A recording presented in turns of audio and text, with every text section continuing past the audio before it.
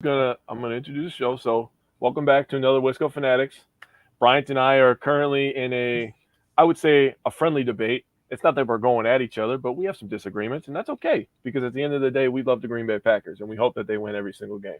So we're passionate about it, right? So, in my opinion, I think that player-led teams are the best teams. The players are the ones that have to make the plays, right?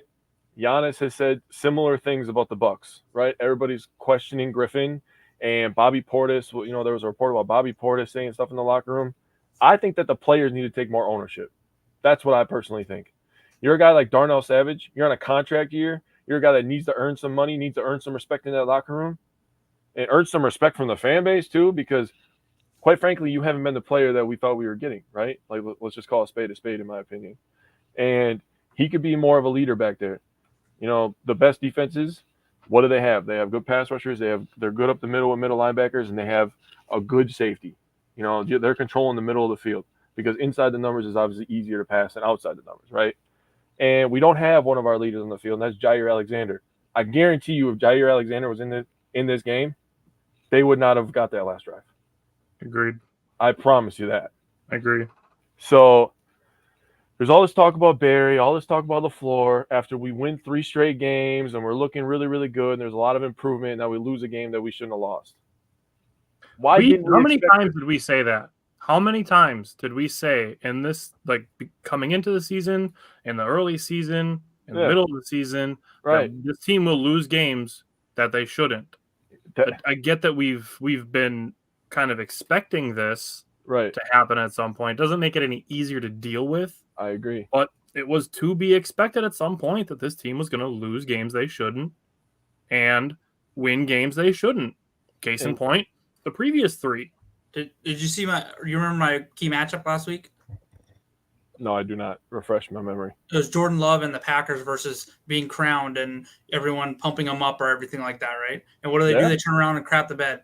And there's a couple of symbols. Like, for one, I never thought they should have been a touchdown favorite. I even told my buddy that, who's a Giants fan. Not on the road. And he thought I was trolling. I was like, watch. I said, we're not winning this game by a touchdown. And we're like on high upset alert. And then he didn't believe me and it happened. And then just kind of like what me and Jake were talking about, for Joe Barry to come out and say, oh, I never thought it would be possible that we wouldn't be able to sack the quarterback. That tells me that because our front four were getting home, he decided not to dial up any blitzes. He just assumed going into the game, since they're easily and far and away the worst offensive line in the NFL, that we didn't have to make a plan for it and just hope they get home. And then once they're not, we don't adjust at all. And to me, that's just inexcusable. And the other part of the debate we were having a little bit was just talking about the defense. And he has a one-size-fit-all defense that he runs, and we're kind of talking about it. It's actually working for quarterbacks like Mahomes and Herbert and stuff that want to push the ball down the field. But these other quarterbacks that aren't that good and they're able to drop the ball off, we're allowing them to drop the ball off and because they're easy completions. DeVito had 4 incompletions that game. Like, that's and 2 or 3 of those were overthrows, so sidelines. And another one was a blatant drop at the first throw of the game. So like the defense is just isn't it. And like, yeah, the last drive we were talking about, Jake, how Carrington Valentine should have been playing up, but he's a rookie. You got to make sure he's coached there. And then if it's not, you need to call a timeout or do something at that position. I'm pretty sure we still had 2 timeouts. I can't remember exactly, but I know, pretty sure we at least maybe 1. But either way, like, do something at that point. Tell a guy to go down or go down to or radio down to your Mike linebacker and be like, hey, tell Valentine he needs to play up on this guy. Something. It just. Yeah. I don't disagree with that. But, going back to what Tyler was saying, games that they should win, right? You're thinking about the Raiders game. You think about the Broncos at a certain point, what they were before they went on this long winning streak, right? You're thinking about this Giants game. What's the one thing that's in common with those games? They're all on the road. And you know what the hardest part about young teams that are trying to learn how to win is? On the road. Every former NFL player talks about winning on the road, no matter the opponent's record. It is tough. It doesn't matter who your quarterback is or your defensive coordinator. None of that matters, okay? Because it's hard to win in general, especially on the road. And then you had to wait an extra day. You have all this hype. I actually really love that you picked that last week for your key to the game was Jordan Love and the offense getting crowned too early. And, it goes back to Aaron Rodgers' quote, right, about let's not crown him. Let's just let him play his career out. And that is 100%, a factual statement. And he doesn't also want the media to just destroy these kids like they're trying to do to Zach Wilson. And then he comes back and he wins AFC Player of the Week. So it's like, let's just let the guys play. We'll see what happens. And then we could judge them when they're done, right? So I 100% agree with that. But Tyler, what do you got, buddy? You're muted. Oh, yeah, we can hear you. Really just want to advocate strongly for balance because, and this goes back to the crowning thing, we lauded his play because he was playing super well over the last 3 weeks. And there's no denying that. I don't care what team you're a fan of. There's no denying that the last 3 weeks, Jordan Love was fantastic. Mm-hmm. But this one bad week does not mean that those last 3 carry no weight. Because we're going to talk about some of these things when we talk about Jordan Love. But Jake brought up those 5 road losses. Atlanta, Las Vegas, Denver, Pittsburgh, and the New York Giants. That's 5 road losses. They lost those games by a combined 13 points. Say those teams again. Atlanta, Denver, Pittsburgh, Giants, Vegas. Yeah, see, and not to hijack you, but all those, and aside from the Denver, because Russell Wilson's good, but not at the time he wasn't playing well, all those were quarterbacks that want to show that. That's kind of the point I was making with Barry is like, and look, we only lost by 3 points. And what does that mean? We were letting them just go up and down the field a little bit, bend, not break, and they end up getting those field goals or we miss one or something. That's the difference in a lot of those games. Here's the thing. So, because it's not just Barry and in these games. And I wrote down what happened in these games. The fourth quarter in Atlanta, the Packers had 2 minutes and 52 seconds of possession in the fourth quarter. Out of 15. Yep. It means Atlanta possessed the ball for over 12 minutes of the fourth quarter. In Las Vegas, they had 2 late turnovers. In Denver, they had a penalty that put them at a 3rd and 20, and Love had a turnover. Yep. In Pittsburgh, again, they couldn't get over the hump on offense. Against the Giants, they got cooked for 32 yards playing plus coverage, and they had that 2-point conversion that they failed. There's no common denominator here. The common denominator, the least common denominator, Jake brought up. It's that they're young. Yep. That is the thing you can attribute to every single one of the games. Because it wasn't just the offense in all 5 games. It wasn't just the defense in all 5 games. It wasn't just the special teams in all 5 games. Different phases, different things, different plays, different outcomes, all affected why the Packers lost those 5 games by a combined 13 points. Another issue I had with this game is the Packers had 5 scoring drives where they put points on. 4 of those drives, the next time the Giants touched the ball, they scored. Yeah, that's happening a lot this year. It's like it reminds me of watching a Twins game. We put in runs on an inning, and the next inning, 100%. It's like 100% time we give up runs. It's like we're not. Our defense isn't. And our offense definitely did not play well this game, but they played well enough in the second half that we had a chance to win the game. Especially against a team that going into that game was giving up 7 points or putting up 7 points per game at home. That was what they were scoring. So, it's got to be. I get what you're saying. You're young, but it's just like I'm not saying we should fire Barry right now. I'm just saying we sure in the hell should not bring him back. If we bring him back, it just tells me that Matt LaFleur does not have the guts to get rid of somebody.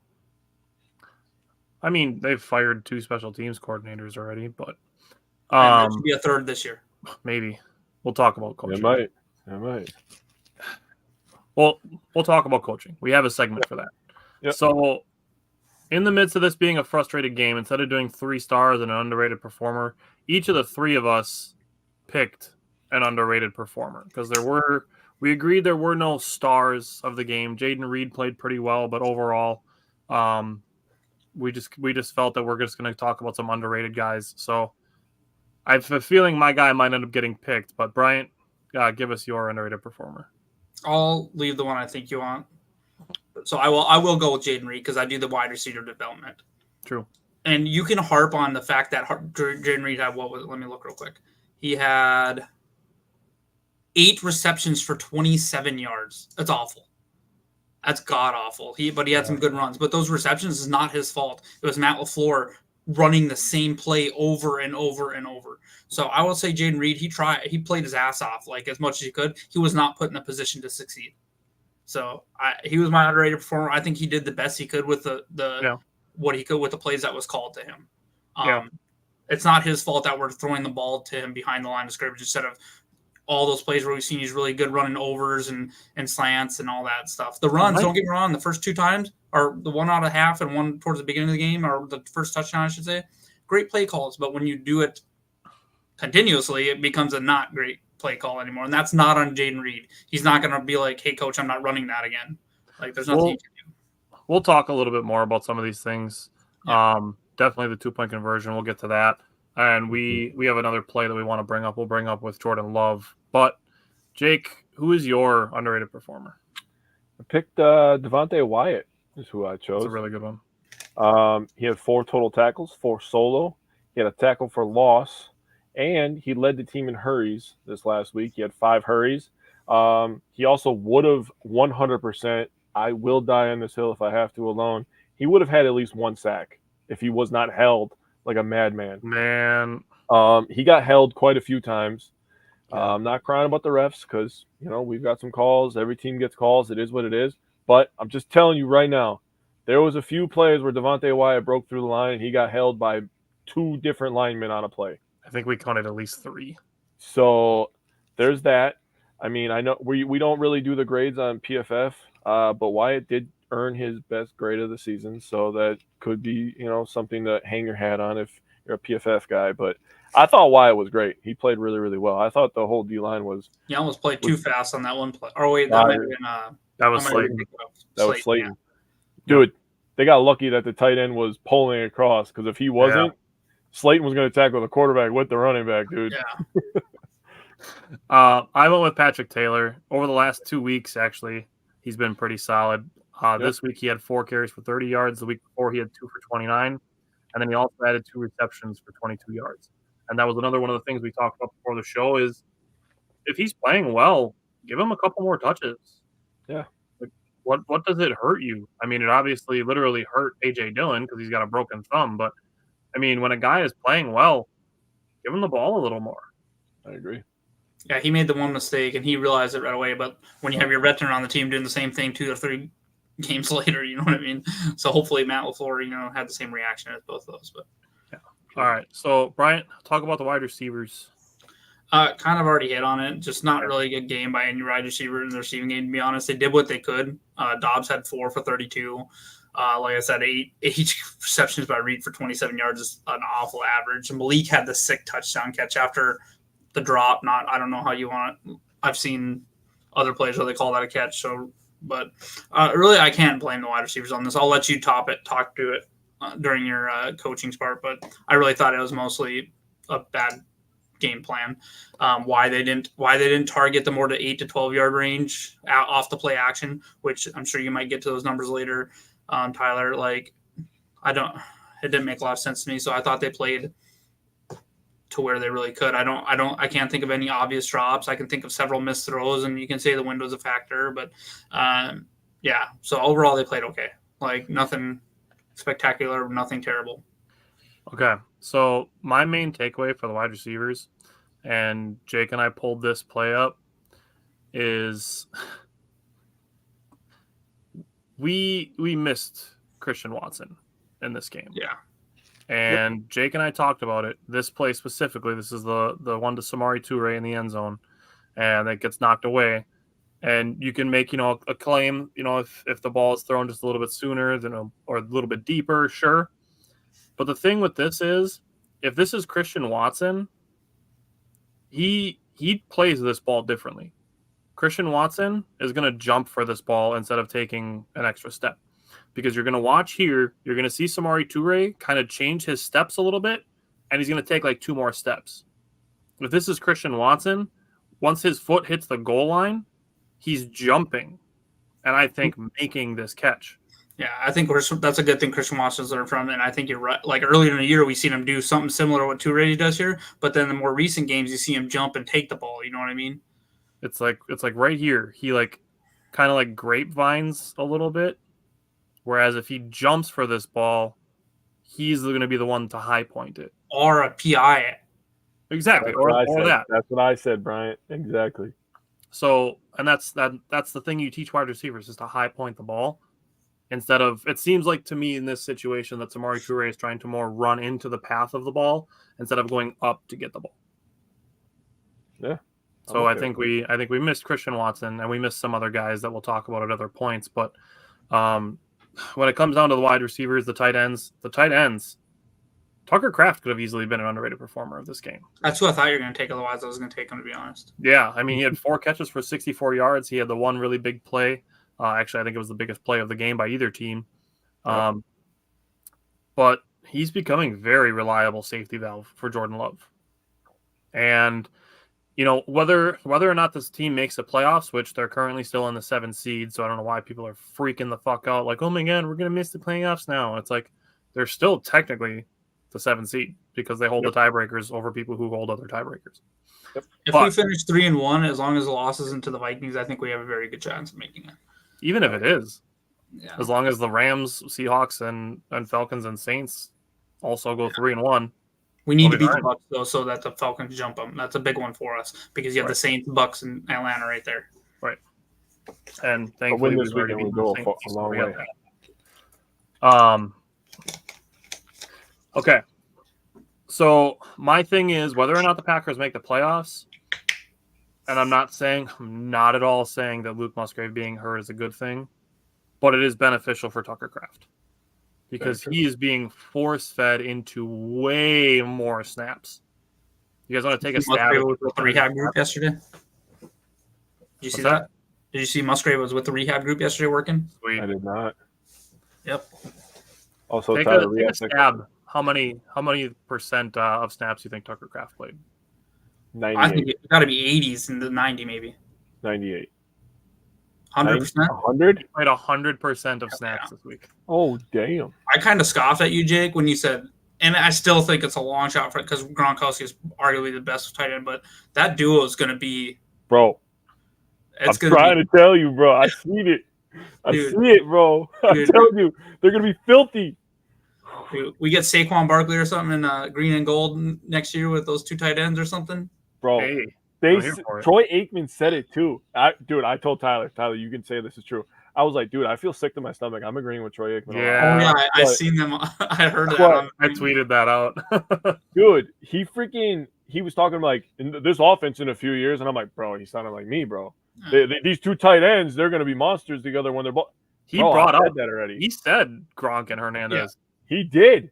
Yeah. I'm telling you, I see that shit. Yeah. One is super fast, like just receiving threat. Kraft is the guy that just likes to mix it up. He doesn't care if he has to run you over, jump over you, catch over you. He doesn't care. He's a dirty work guy. I'm telling you, do you have that quote of what he said about blocking? Yep. Yeah. We brought that up last week. Yep. Yeah. Likes violence at the line of scrimmage. Yeah. Yeah. Did you see what he said this week? I think he said something this week too. He did. I can't remember what it was. I didn't have it saved. I'll find it. Keep going. Okay. So I'm going to jump into the passing game distribution right away. 8 different players targeted. All 8 players had receptions. Jaden Reed, not Jordan Reed. He used to play for the Commanders. Jaden Reed had 8 catches on 10 targets. Romeo Dobbs had 4 catches on 7. Tucker Kraft had 4 on 4. Patrick Taylor 2 for 2. A.J. Dillon 2 catches on 3 targets. Malik Heath 1 for 2. And the Malik Heath touchdown, no touchdown thing, I think whatever it was called on the field would have stood. So because it was called incomplete on the field, it stood. If it had been called a touchdown on the field, I think it would have stood. Either way. And then Samori Toure 2 for 4, and Dontavian Wicks was 2 for 6. So still haven't had a game this season with less than 7 players targeted. Man, you did that like in the first half already, where he targeted 7 players. Yeah, it was like I think he had like 6 on the first 2 drives alone. Yeah, he was going nuts. That catch by Malik was sick, dude. Dude, to catch it and like contort so the ball crossed the plane, that was wild. The bad part is we had Jaden Reed like streaming wide open. So good thing it was a catch, but we want to do this now. We can do it. No, let's save it for Jordan Love. Let's save it for the Jordan Love part. I have that Tucker Kraft quote if you guys want it. Yeah. It was a tweet. So he tweeted it out. He said, "There's no limit on the savagery you'll encounter when you back a hungry predator into a corner. I've bled for this. Believe it." see you cheeseheads in a few days. Like, bro, I can't love you anymore already, dude.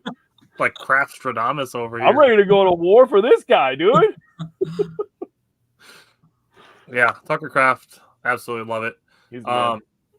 Brian, do you have anything to say about the running game? I don't know if you want to mix anything in with the O-line. Simon said he was going to give us some notes, but he didn't, so he's fired.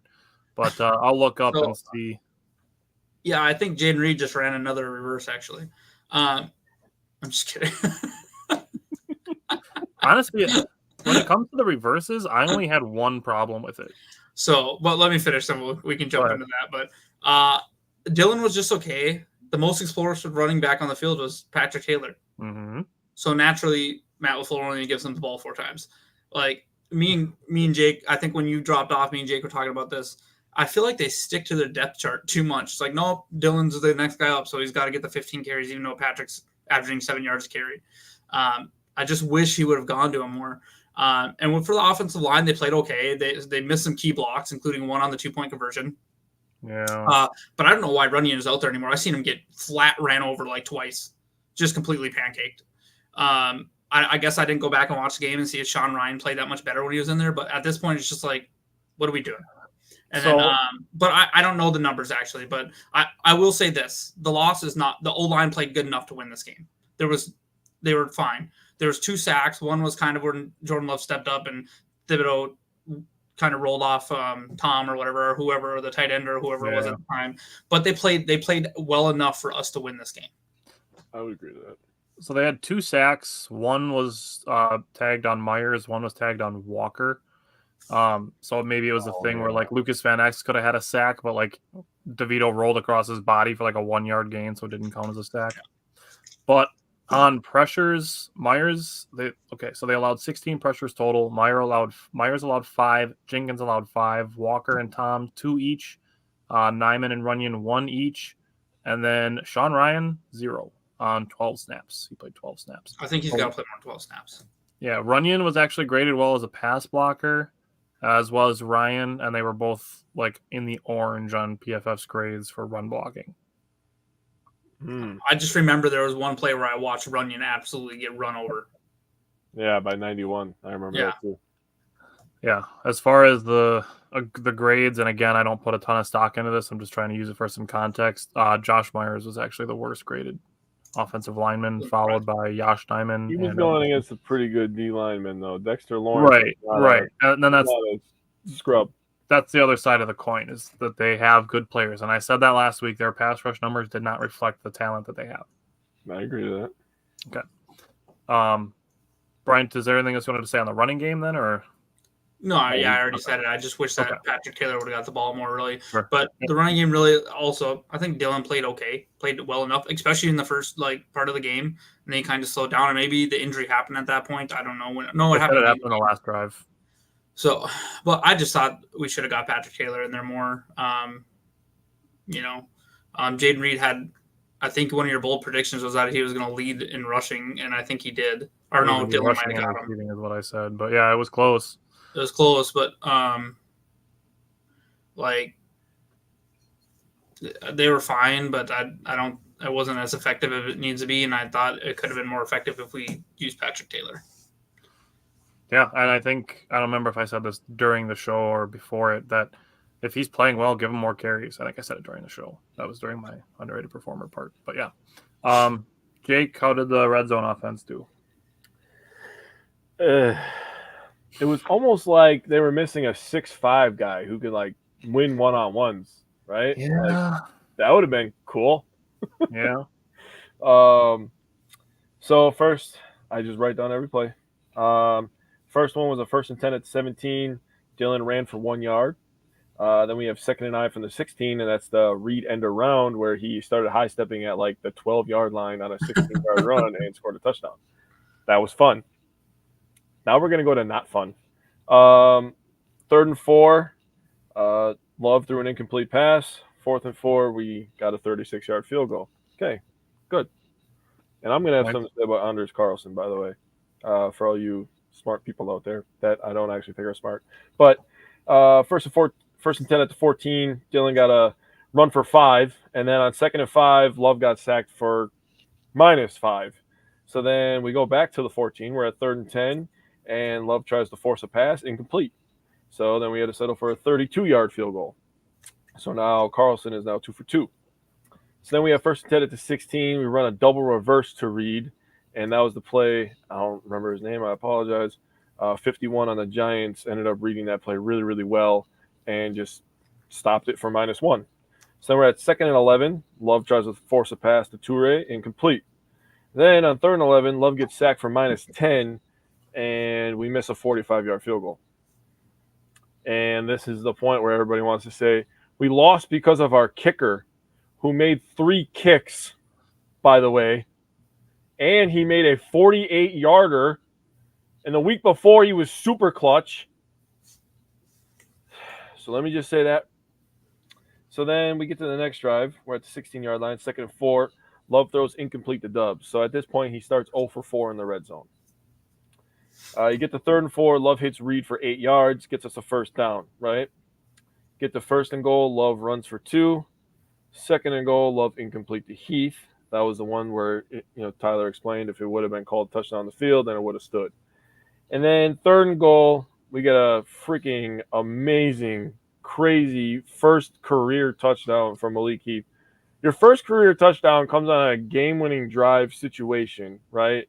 And it's literally the most impressive, on the goal line catch I think I've ever seen in my life. But the body control for that seriously was insane. For him to catch that, control it, put 2 feet down, knock out the ref, and then, that was so dramatic too. And I agree with Tyler. I love Tyler's explanation of it. He loves the drama of the ref getting up. Everybody's just hanging on it. That made the moment so much better. I agree with that. I felt like I knew he got in because I seen the pylon got knocked over. Yep. But yeah, honestly, I almost to a certain point I wish that was 3rd down, so we need to get in there. We couldn't have killed it. Or no, it would have been it was 3rd and 4, right? You said, or was it 3rd and goal? It was 3rd and goal. I think the first from the 6. Okay, so we had to score there. Yeah, we had to score. So Love started 0 for 4. He was 2 for 7 overall. So that means that of his last 3 passes, he completed 2 of them, and one of them was a close call where it could have been a completed pass, and he threw a touchdown. So I have some stuff to say about Love later. Tyler knows everything I'm going to say. I already told him, sneak peek. But it was all right. I mean, we got field goals and not touchdowns, and obviously that could be the margin for you not winning football games, right? I mean, we talked about it with the Chiefs last week. Yeah, we saw the Chiefs do that. It happened to us. Yeah. So 3rd down, honestly, isn't a whole lot different. The first half, and it's super weird too. The first half they were 1 for 6. If you include the 4th down conversion, you can call it 2 for 6 if you want. But 1 for 6 with a 4-yard average on 3rd down. Oh wow. Second half, they had an 8-yard average, and they were 4 for 8. That makes 0 sense. It doesn't make any sense. So, I mean, I don't know. You look at on the second half, one of the 3rd downs that they didn't convert also resulted in a field goal. So, still more points. I don't know. It's just a weird situation. And honestly, if you are Adam Stenovich and the offensive coaches, if you just want to take this game and just crumple it up and throw it over your shoulder and look back at the Chiefs, Lions, and Chargers games as your blueprint for the next game on offense, I'm fine with it. Yeah. And Matt LaFleur too. Like if you just crumple this game up, toss it out, and go back to the previous 3. Oh, hello from Chicago. All right. This is going to be interesting. Hey, Bryant. How did special teams do on Sun? Don't worry, I agree with you, Jake. No. Before you start, I told Tyler, I was like, Bryant is gonna have a fucking field day with special teams. I'm here for it, bro. I'm gonna settle in. It's yours. Go ahead. Yeah, honestly, I didn't even write all. I put a joke once again. Like I don't understand. Like we promoted this guy to assistant head coach because he was this big guru. Our special teams has not really gotten that much better since he got here. And we brought all these players in for him to, that he handpicked. I put that he needs to be out gone after the season, at minimum, he needs to no longer be the assistant head coach. He needs to focus only on special teams and figure it out.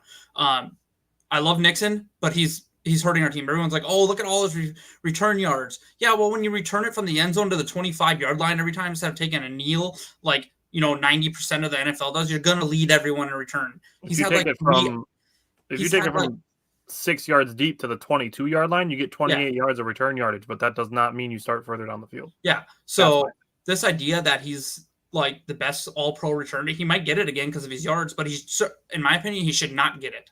Okay. There's been a couple returns that were like 2 games in a row. He had some big returns. After that, he's been crap. I don't know what the hell he was thinking on the punt return or why he's back there. Jaden Reed has been better than him on the punt return. And what do? Jaden Reed returned the punt before that. We stick Nixon back there and he fumbles the ball and then he acts like an idiot with the ball. Just stay on top of the ball, bro. Once you weren't going to get up and score a touchdown there. That was I'm so over him returning the ball because he just puts us more times than not this season. He has put us. Don't get me wrong. Last year, I don't know what it was. The returns were a lot better and he was playing a lot better. Now this year, I don't know if they figured something out, but it's just not been good. Can I throw something out there? And I know this is only one person. Tyler Davis, maybe. But I don't get it. So, and then that's on top of the penalties. Rich Bisaccia can come out and say, "Oh, that one shouldn't have been a block because it shouldn't have been a penalty because he was looking at him." But in the ultimate grand scheme of things, did he even have to risk it? Did he have to? Because you could have it wouldn't have been a chop block because the other player was engaged. He didn't go low. But either way, do you really need to hit him there? That? Great. I know it's football, but with how soft and shit the refs have been this year, they're probably going to throw that flag. And then Rudy Ford. Yeah, that's a penalty. That one's not really on. What is he supposed to do there? You know what I mean? That sucks. He kind of got That's just a rough one for him. But but it's still his job to know where the returner's at. You know what I mean? So overall, it's just a joke again, and I don't know what else to think about it. Yeah, it sucks. Carlson's miss looms large, but let's go back and look at a lot of his misses. What precedes are those misses, right? Penalties and sacks. Yep. Putting him further back. Yep. So he was 3 for 4. He's 80% on the year. He's a rookie kicker. You'd like him to be more. We're just not in a position that this team is good enough at this point for him to miss those. And that's unfortunate because then it makes him look like he's costing us games. And you can say, well, he cost us the game. Well, no, if we run a much better 2-point conversion play and get that there, we don't lose that game. At that point, we at least go into overtime. If Carrington Valentine or Joe Barry or whoever is on the same page, you know what I mean? So we can't blame Carlson. He did hit the majority of his job.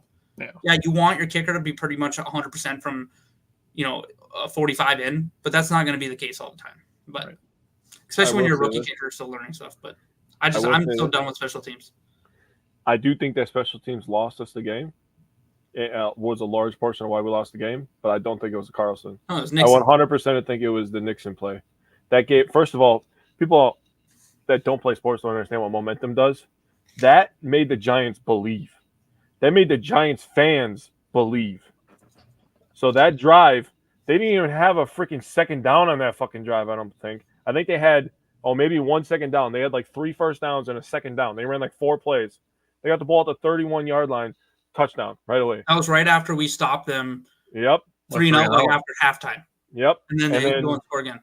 And then all of a sudden, Nixon, he handed them all the momentum, and it was an uphill battle from there. We had an offense that was struggling to get its footing. We had players missing, and it was just I feel like special teams lost us the game, but it wasn't Carlson. We stopped them on a 3rd and 1. We forced them a yard back on a 3rd and 1. That's what led to them punting. Yep. And then, it was more DeVito scrambles and Barkley's second touchdown. Packers were up 10-7 at that point to that fumble. Yikes. And then got outscored. I don't know why he's never looked comfortable returning punts. How many times was he catching them over his head last year? Yeah, we're going like this. Come on, guy. I mean, okay, and I'm sure he's not at all thinking about this. But if you're a punt returner in Green Bay and you saw what happened for the first half of last season, and then what happened to the player who dealt with those struggles, how do you stand up with that football after you fall on it? Just so dumb. That's just a bonehead play for sure. I mean, we got the good job on special teams for recovering the one fumble, but they still Nixon cost us that game. Mm-hmm. Yeah, that. I also thought he could have got a much bigger chunk on his first return of the game, the first kickoff of the game. He came on solo, and there was a lot of room to the left. Yep. Granted, we can't see it from his view, but either way, he has not been good this year, really. Yeah, but he's an all-pro, right? So he should be able to see that. He should not be an all-pro. He was good last year. He was good last year. He should not be an all-pro this year. All right, I don't want to be this guy, but I am going to be this guy a little bit. And this is more kickoffs than punts, but I said it probably week 4 or 5. If the ball is deeper than 5 or 6 yards, don't take it out. I agree. He does more times than not, and that's tough, and that's it comes down to the decision making, really. Yeah. So switching over to the defense, looking at the secondary, I think Bryant already said it. Danny DeVito, Tommy DeVito, whose agent could not look more like a stereotypical Italian mobster. Okay. Only had 4 incompletions. On the secondary, only 1 penalty. I'll take that, but nobody was good in coverage because there were almost no incompletions. That said, Carrington Valentine gave up 4 catches, only 29 yards. Jonathan Owens gave up 2 catches for 12 yards, so nothing big there. Savage gave up 3 catches for 15 yards. Valentine gave up 2 catches for 17 yards. And then Keyshawn Nixon gave up 4 catches for 60 yards, including the 32-yard play on the last drive of the game. Do we need Stokes and Jair back in? Bad, yes. That's what Jake said earlier. If we had Jair in this game, that play doesn't happen, and I agree with him. I think as soon as Wan'Dale Robinson is getting momentum, you put Jair on him, and you shut that shit down. Yeah. Bye-bye, Wan'Dale Robinson. Yeah. So, Jake, talk about the rushing defense. All right, let's get into it. I have some good context, I believe. So, Barkley, 20 carries, 86 yards, and 2 touchdowns. Obviously, the short yardage, he's tough to stop, man. He's a big, strong guy. That's a 4.3-yard average. Did have the huge fumble that allowed the Packers to take the lead, which was an amazing play, and I was dumbfounded. Still to this moment, I think I'm dumbfounded by that. I couldn't believe that was – That's wild. Wow. DeVito had 10 carries for 71 yards. Robinson 2 for 36, and Breida had 2 for 16. That's 34 carries. That one too. What's that? The Wildcat play that they got 30 yards out of. He almost fumbled that too. Yeah, that sucked. But yeah, so that's 34 carries for 209 yards. That's the 4th 200-yard game of the year. That hurts to say, but it's true. I bet we lost every single one of those 2, right? What's that? I bet we lost all 4 of those games. Detroit, Pittsburgh, Giants, and who was the other one? Oh, Falcons? Falcons, yep. Falcons. We did lose all those games. Yep. That sucks. So I wanted to add a little context here because everybody thinks when you hear 200 yards, that means that nobody's making plays in the run game, and that's just absolutely not true. But I did do both sides of the coin. So 10-plus runs, we gave up 4 of them. 4 10-plus runs. 10-plus yard runs, I should say. 2 of those were from the quarterback. We gave up 2 20-yard runs. 1 of them is from the quarterback. I'm just going to say it because I 100% agree with it. Tyler said it. If Quay Walker's in this game, I don't think those runs are going with the quarterback like that. Now, that is frequently. I also want to say something about Rashawn Gary. I know that we love Rashawn Gary.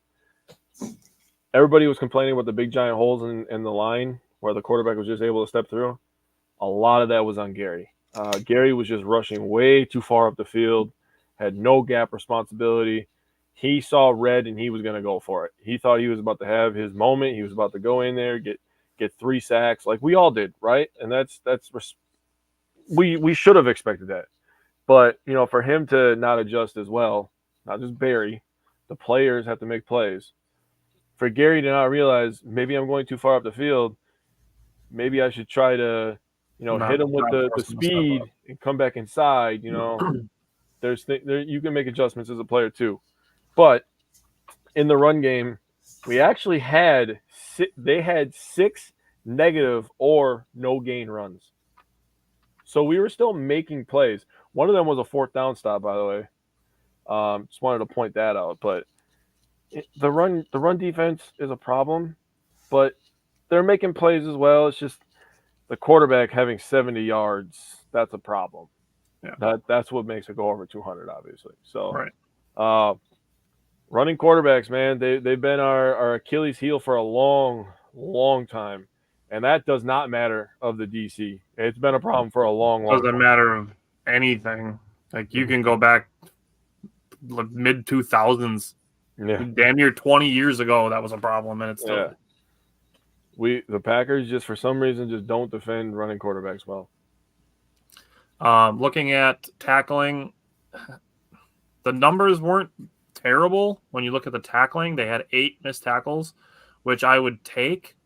But the thing that it comes down to then is what you're allowing after contact. That's the big thing. So, oh God, this is again, and I brought this up with the other 200-yard games they've given up. Of the 209 yards that they allowed, 129 yards after contact. Damn. Oh my fucking God. The Giants averaged 4.61 yards after contact. After contact, they averaged almost 5 yards a carry. That's not great. That cannot happen. Yeah. The Packers defense, they need to be the aggressors. And this shoulder tackle bullshit that Keyshawn Nixon and Ballantyne and Savage are trying, knock it off. Wrap up. Yeah. And again, this is something where it's like people are like, oh, the coaching should teach them how to do that. They are professional fucking football players. If you don't know that you're supposed to wrap up on your tackle as a professional football player, that's bullshit. You're just looking for a reason to blame Barry. I agree that Bryant has some valid points on why they should move on from Barry at the end of the season. They're not doing it now. They're not doing it in week 15, going into week 15. So just trying to be like, oh, well, the coach should teach the players how to do every single thing. Like they've been playing football for 15 years, some of them longer. They should know how to do these things before they get here. They know what they are doing to get to where they are. So I don't want to hear that excuse. It's an excuse to try to fit your narrative. Bro, I just coached 10-year-olds, and you know what the first thing we did? Taught them how to tackle. My thing is, at some point, the responsibility has to be shared. And the thing with it is the responsibility needs to be shared in the good times and in the bad times. Because Simon and I actually talked about this last week, is that it's bullshit for people to be like, oh, Barry sucks when the defense plays bad. And then be like, oh, all the players are so good, they're playing well in spite of Barry when they're playing well. Yeah, it needs to be shared in all points of it. So, Jake, how do you feel about the defensive line and the pass rush? Again, I don't want to make excuses. Tyler, do you have that play where he gets held or why it gets held? I don't think I have the holds, no. Damn. Well, we'll have to put something together, but he definitely got held a few times, so the Packers should have had a few sacks. But the case in point is we had 0 sacks. And that sucks. That's hurtful to say. I won't lie. Especially, having guys like Smith and Gary and Clark and guys that we know that can absolutely wreck a game, right? We had 2 quarterback hits, both from Gary, and we had 15 hurries. 5 of them came from Wyatt. Huh? Yeah. 5 came from Wyatt, 3 from Enagbare, 2 from Clark, 1 from Van Ness, McDuffie, Slayton, Gary, and Smith. So, I mean, we were getting there. We weren't finishing is how I'm going to word it. The D-line, straight up, Slayton, I feel like played all right. I feel like he gets – it's the one thing that I got about Barry is I don't like the alignment in the run game of the linemen. And I know that Campbell was kind of moving him around a little bit too, but Slayton needs to eat up blocks. That's his job. You were 330, 40, whatever pounds. You need to take on 2 blockers. Like, everybody loves the Gravedigger for one reason only. He was 400 pounds. He would stand up, and you were not moving him. Plain and simple. He was going to stand there. It was going to take two human beings to stop him. The linebackers were going to run, and they were going to make a tackle. Now, to the point of that, there is a play on the goal line, one of the rushing touchdowns that we gave up, where Campbell completely wanted no business of Saquon Barkley. He did one of these. He looked like a toddler asking for his bottle. That's what I'm going to say about that. It was bad. They opened a hole. It was bad. And Campbell's just standing in the hole that Saquon's supposed to run through. Like, you know those highlight videos of Ray Lewis where he just runs through a hole and just clocks somebody, man? That's what should have happened. But that is absolutely not what happened. Oh, now, I can show you. I have the screenshot of it. Okay, so bring that up. But I do think that Slayton could do a little bit better job. Clark, didn't make as much of an impact. He kind of went back to when we were kind of giving him some shit. But Clark needs to be the man as well. So what I put here is that this is where Campbell and Saquon Barkley are. Yeah. Saquon Barkley scores a touchdown on this play. How? They're at the 3. They're meeting at the 3-yard line. And by the way, I'm just going to tell you right now, none of Campbell's body touches him. Only his hands touch him. He wants no business with Saquon in that situation. Saquon was the aggressor right there. Yeah, that was tough. And that's the shit where people get on Barry about the run defense and the third down defense and all this shit, right? And the pass rush. And then we got shit like that happening that people don't want to bring up. And that's the shit that really annoys me. Reggie said not to brag, but when I go to the game, we're undefeated, and he'll be there again. Reggie, that's good. Secondly, Reggie, send to the show page a message. We want to talk to you. You're gonna like this, Reggie. You're gonna like this. All right, Bryant, how about the red zone defense? So if you looked at the basic numbers, we allowed them to score three out of 4 times. Not great. Mm-hmm. But when you figure the one red zone drive started at R5. Yep. Because it was one of the long runs. And then the second red zone drive started at R1 after another long drive. Yep. So those were 2 touchdowns. The one that really hurts is this one, again, started at R11. So they never really had to score all the way from the 20th because they took big chunk plays into the red zone. That one hurts a little bit because it was 3rd and 7. They gave up touchdown throw on 3rd and 7. Yep. In the back of the red zone or end zone, excuse me. That was a good throw and catch. Honestly, not mad at it. So, but when when they get, enter the red zone, they're already at R5. They enter the red zone, they're already at R1. And then we do give one good throw and catch up, catch. It sucks we couldn't get the pressure there on 3rd and 7 and get home. But so the numbers look bad. They are bad. Don't get me wrong. It wasn't good. You know what I mean? But it wasn't good in the red zone either.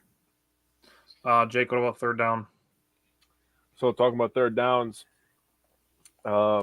we held them to 3 for 10, which is phenomenal at face value, right? Yeah. 3rd and 3, they went 1 of 3. They picked up the first one. The next 2, 3rd and 3 are shorter. They did not pick up. That includes a couple big 3rd and 1 stops. 3rd and 4 through 6, the 3rd and mediums, they were 0 for 2. You get to the 3rd and 7 or longer, they were 2 for 5. One of them being the 3rd and 7, the touchdown. That same drive that they scored that touchdown, they picked up a 3rd and 9. And they threw for 9 yards on 3rd and 9, dude. And that's the play where there was no one even within the hemisphere of the tight end. Yep. Yeah. And it was like,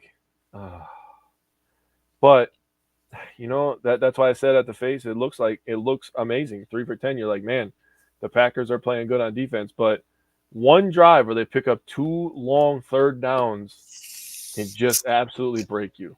And that's why they say that, first of all, football's the ultimate team sport, and it's a game of inches, man. You could say that about every game, right? That it's a game of inches, right? But it truly is, because getting 9 yards when you needed exactly 9 yards is fucking heartbreaking when you know how it ended, right? But it is what it is. You just go out there and you try to hold them to 3 for 10 again, and hopefully it's good enough, right? Yeah, and that might be the story of our year, really. Like, we're talking about these close losses. I will say this, and I know we're going off a little track. I'm going off a little track here, but I would love for us to make the playoffs. I don't think we're winning a Super Bowl by any stretch of imagination. I don't think we'll win. I don't certain that we'd win a playoff game. We'd have to see what our matchup is. But just to get that experience and get in there, I think is huge for this team right now. So they should fight like hell to get it. Yep. You can turn around and be like, well, look at Tennessee beat Miami on that same night. Guess what? This game meant a lot more to us than that Tennessee game meant to Miami. In the grand scheme of things, it sucks for Miami because that was their first seed. You know what I mean? And they've shown they can't really go and win against a good team on the road. But for us, that game was super important. So it's just a small little mistakes where we lose. But I do want this team. I really want. Don't get me wrong. I'm still gonna be upset. I'm still gonna be angry. I want us to win. You never know, magic, right? Can hit when you hit the playoffs. If I'm being 100% honest, I know it's probably one and done. But I hope if it's one and done, we go compete like hell against that team, and we get that feeling in these young players' hearts that like, okay, I'm ready to go. Is it next year yet? Because I want them, kind of like I've said many a times, the 2009 season with Aaron Rodgers, we lost the first game to Arizona, but guess what? We went and fought like hell, and then we turned around. They got that experience, and we know what happened the next year, right? So, hopefully we can make it there, and hopefully this stings a little bit, and hopefully they're hard on themselves this week and they're ready to roll. Because look, they have two home games, a game against the worst team in the NFL, and then two of them are division rivals. So hopefully they're ready to roll. But I really want them to get there. I will say that. But yeah, I'm not going to add a lot. I just want to add one thing. That game still meant a lot to Miami because watch out, Buffalo's coming, and Buffalo and Miami still play another game this year. So I was going to say, Miami could go from potentially first seed to the 5th seed going on the road in the playoffs. It means a lot. I was more so. I agree with you. I know. I'm not disagreeing with anything you said. I'm just. But for playoffs, like actually making the playoffs wise. Yeah, If we win that game against the Giants, I think we're up at like 80%. Yeah, we're after everything that happened with all the losses, we're pretty much almost like going to walk 50-50 almost, isn't it? We're at like 47 is what the last number I've seen right now. Yeah. If we win this game and everything somehow goes right for us, that I've seen a number, we would go from that to like 79%. But there was a couple that aren't going to go our way. You know what I mean? Like the Commanders aren't beating the Rams. I would be really surprised. And then the Carolina Panthers are not beating Atlanta. So, but we can, we can help ourselves a lot by beating Tampa Bay and knocking them down, because then Atlanta's probably going to jump up into that spot again, and we don't have to worry about a weird scenario where we don't own the tiebreaker against Atlanta. The good thing we have going right now is 2 of those teams below us we own the tiebreaker against. I was just going to say, the other thing we can do is cheer for New Orleans. Yeah. Because New Orleans beat the Falcons. So we got that going for us. Yep. Okay. So, all right, let's talk about coaching. Now, honestly, when it comes to Matt LaFleur and the reverses was a hot topic of conversation. The only reverse that I have a problem with was the 2-point conversion. That's the only one that I have a problem with. And Jake talked about it, about Jordan Love leading them down the field on that drive. And then my thing is don't take the ball out of your best player's hands. You know what my problem with it was? What's that? I feel like it was almost identical to the play that we stopped against the Chiefs. Yep. Okay. I agree We stopped that play a week ago, and we decided to run a similar play in the red zone, if I'm not mistaken. The Titans Dolphins score on the top here is wild, by the way. There's 4.5 minutes left in that game, and they're down by 14. Okay. But this is the thing. This is why Jake and I rewatch all the games, is we see all these things that you don't see the first time. If they fake this, Jordan Love's walking in the end zone. He's getting a one-on-one with a corner right here, dude. That's it. Yeah, he'd have to beat 22, but who's flat-footed right there? And staring at the football. Who's 63? That's Jenkins, right? 63? 63 is Walker. I think he's the one that misses this. Or one of the guards can't pull all the way around here. So someone misses a block right here. I will say that Reed should have went to the outside. Yep.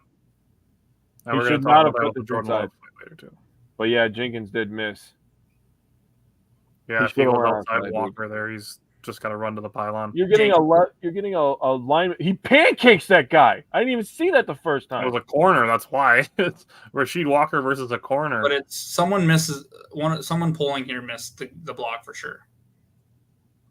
Patrick Taylor probably could have hit number 30 there, but He he did. or no, then it is Jenkins yeah. He's No, showing that's outside. Dobbs. That's Romeo Dobbs right here. Oh yeah, In yeah. front of 91. That's Romeo outside. Dobbs missing a linebacker. Why did he not go outside? I still don't understand that. I was say Rasheed Walker is about to get his prime. Probably because it had been on. really tight to like cut around, but Dude, we've seen him make that corner. You get one step around that corner, you're We've diving seen for Jordan that Love pylon. make that corner. Jaden Reed should be able to. Yeah. either way, I feel like we should throw the ball there 100% of the time. I don't disagree with you. But and that was still what I said showing to Jake. I'm like, if you want the ball to go to Jaden Reed in that situation, have Jordan Love throw it to him. yeah. Where there's not 5 linebackers. He's shifty enough to where if you throw it to him on a bubble screen, he can make someone miss. And Yeah. well, I talked about it when we drafted him. He's a good contested catch player. We saw it bigger as than his Badger size. fans while he was in Michigan State. We Yep. saw him make contested catches that won Michigan State a game against the Badgers last year. Stop bringing that up, you son of a bitch, because that sucked. Well, he plays for us now, so I now know, I want to see but- it happen while he's still wearing green. That's fair. So that was my big thing on Matt LaFleur was don't take the ball out of Love's hands in like crucial clutch moments. And he said that he should stop doing that in a previous game too. It's just Keep the ball in Jordan Love's hands. He's our best player on offense. Rich Bisaccia. The only thing that I wrote down is guys need to get it the fuck together. Moving on. Joe Barry. So I said this to Jake as soon as this play happened. If you bitch and complain that Joe Barry always plays 10 yards off, always plays this soft coverage, I hope you're happy. Because Joe Barry went into a press coverage on 2nd and 1, and Keyshawn Nixon got absolutely cooked at the worst possible time. And Brian, you brought up they went 20 yards on the 4 plays before that. Fine. They went 20 yards in 40 seconds. And then they went 32 yards in 7 seconds. That cannot happen. I don't care if you're giving up the dinks and dunks because it chewed up a bunch of time. But they got one big chunk and they were instantly in field goal range, and all they had to do was bleed the clock and kick the field goal. and I get what you're saying there. I don't want them to like dink and dunk to where they only need one big play and then they're in the field goal range. Like something's got to Right.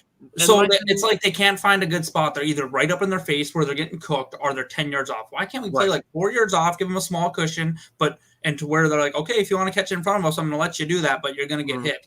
Like they're a freaking happy medium. That's what I want them to find, and they can't seem to find it. And they do sometimes, but it's not consistent enough. Yeah, because it happened even on this drive. They gave up like 4 yards, like 5 yards, and then they gave up like 7 and 9, and then 32. Like when you're giving up 4 or 5 yards and it's taking them like 12, 15 seconds to get reset, like, yes. It's like it's almost exactly what they did against the Chiefs. Why I don't understand why they didn't do that on that last drive. I feel like, or maybe they did and they just got beat on the one. But like, I feel like, fine, play 5 yards off, give them that small cushion, but tell your guys you're not playing 10 yards back. Yep. Play 5 yards back, give yourself a cushion. Don't let them get behind you. Let them catch it in front of you if they want to. Yep, and then tackle him in bounds. I'm going to tell you the problem with Keyshawn Nixon on that last play. Bryant, you brought it up on the play where we were just talking about the 2-point conversion. That guy was flat-footed, right? Keyshawn Nixon took one step backwards, was not in an athletic position. I know you know what that means. Yeah. And the guy made one little false move to the left, to the inside, to his left, and then boom. Because Keyshawn Nixon was flat-footed, he stood no chance. Wan'Dale Robinson was gone. Absolutely destroyed. Now, which is the reason we lost this game. I don't care what anybody says. And again, if you want to go back to all the fire Joe Barry, you look at the defense over the final 16 minutes and 28 seconds. The defense gave up 3 points, which came on the last play. Yep. It's just that's why my thing was. It just seems like they can't step up in the big moment. They're having trouble with that right now, and I don't know what it is. Maybe we need that's where we need our star pass rusher to make a play, our Kenny Clark to make a play, or Rashawn Gary to make a play. Like It's that's what we're weird that they paying you do it for.